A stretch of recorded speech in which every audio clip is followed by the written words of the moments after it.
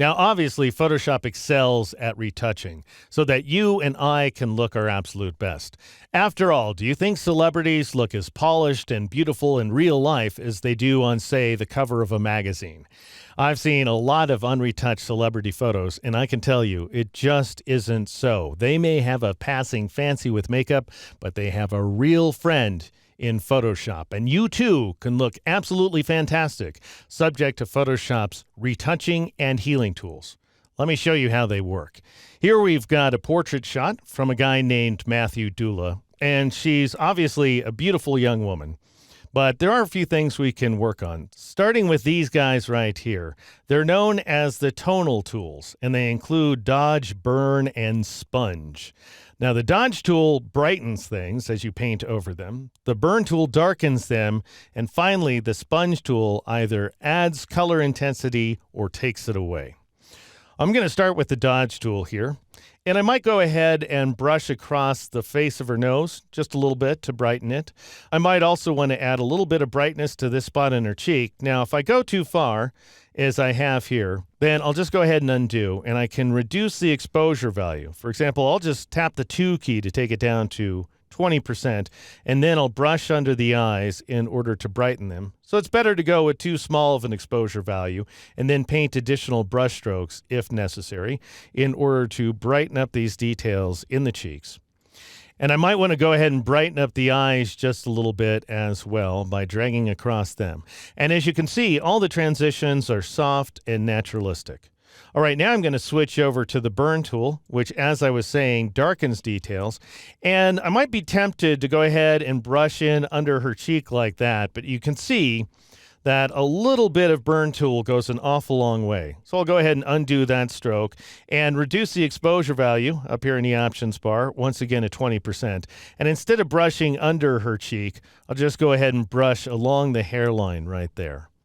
Now then, notice that at the top of the forehead, we have a little bit of shine, and I could try my hand at using the burn tool, but notice that by default anyway, it goes ahead and sort of over burns the area and leaves these over dark edges here.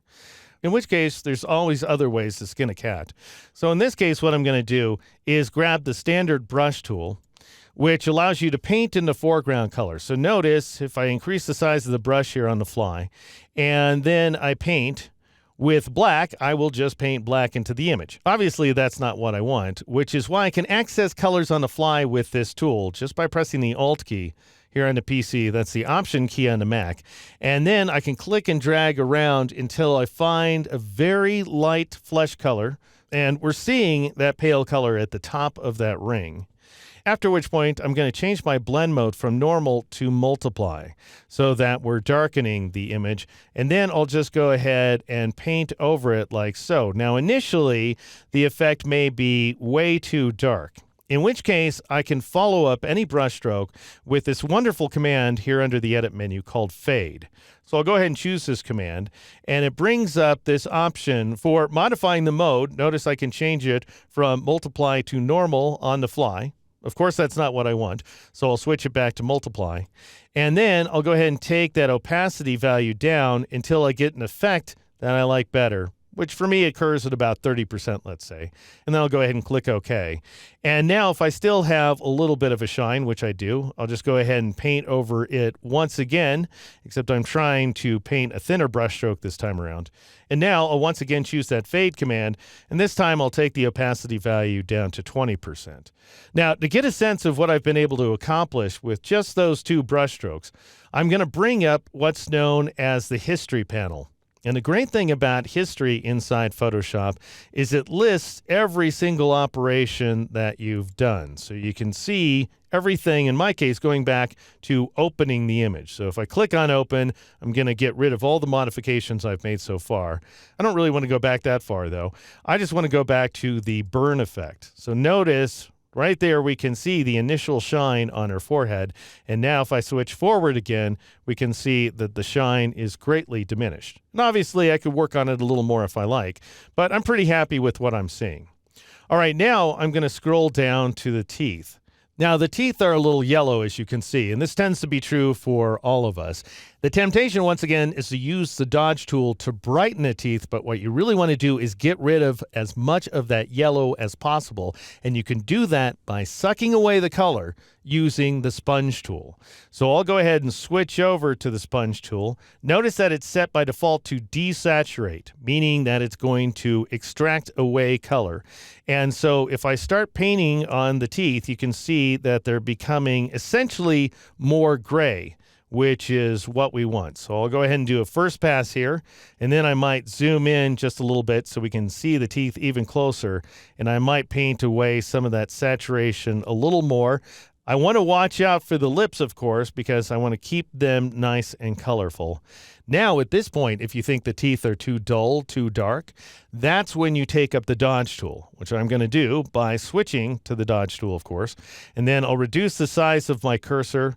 If left to the default settings here of an exposure of 50%, you can see that we're going to over brighten the teeth. This effect just doesn't look that realistic. But once again, I can go up to the edit menu and choose that fade command in order to dial back the opacity value to something that I like, such as, let's say, 40%. And now I'll click OK. Now, there are times where you may want to increase the saturation of colors. For example, let's say I want to add some intensity to her irises, the irises in her eyes. Then I'll go ahead and switch back to the sponge tool, and I'll change the mode from desaturate to saturate. And then I'll just go ahead and paint in the eye. And again, if I find that I've gone too far, then I can go up to the edit menu and choose the fade command. But at least for the sake of effect, I'm going to leave things the way they are.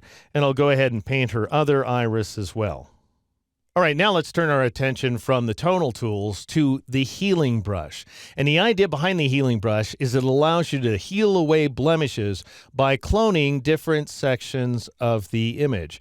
And I'm going to start off by showing you how it works, and then I'll show you how you use the tool.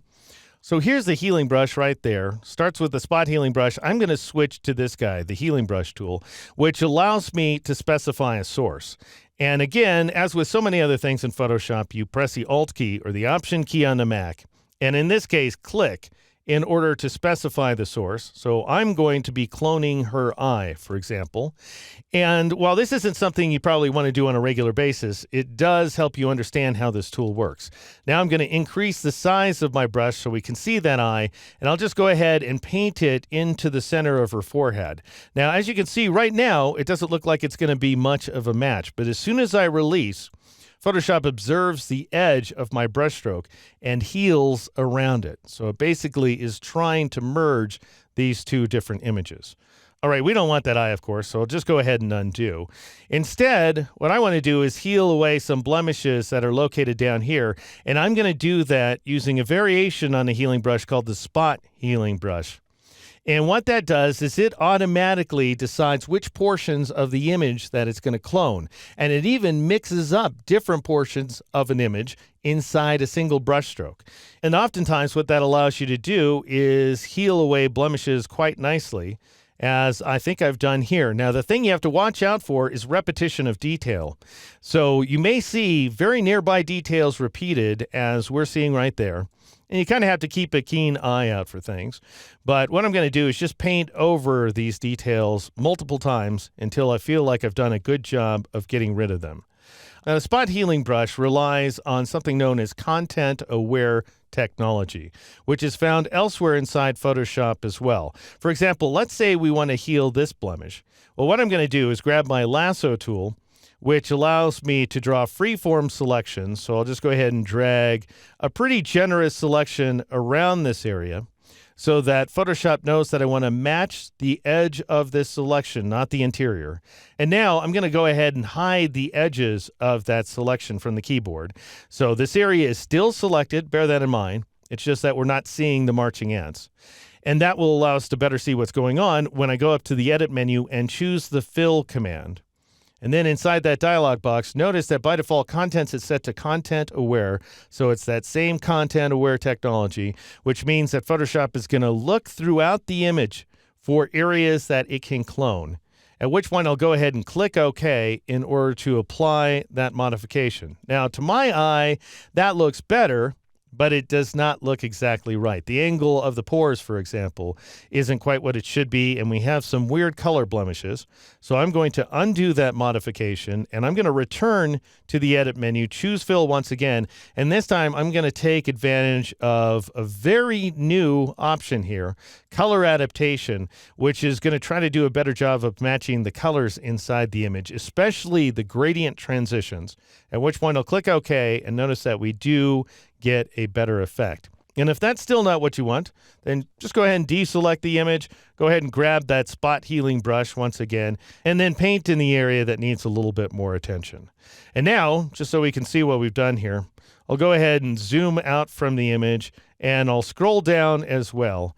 And I'll go up here to the File menu and choose the Revert command. That'll restore the saved version of the image so that we can see these blemishes down here near her lip and over here on her cheek, and the yellower teeth and so on. And then if I just undo that reversion, which is a terrific function inside Photoshop, then I can see the after version of the image, which obviously looks quite a bit better.